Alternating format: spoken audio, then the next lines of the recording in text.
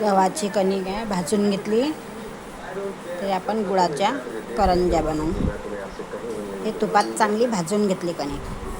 तर त्याच्यात गूळ टाकायचा.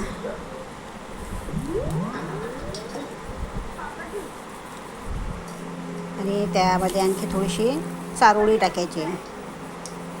थोडा खोबरा खीस टाकायचा. हे सर्व मिक्स करून घ्यायचं. धुवून घेतला.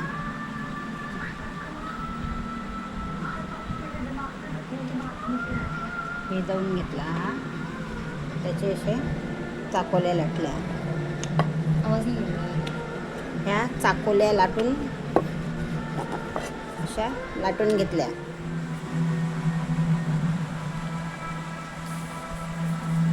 त्यात करंज्याची पिठी भरली. या गुळाच्या करंज्या आहेत.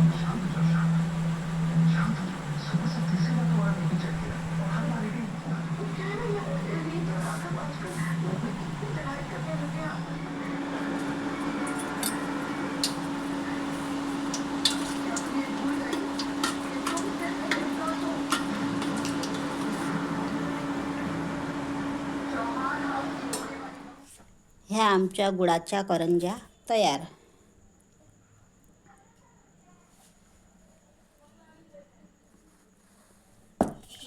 खाऊन बघा किती छान लागते.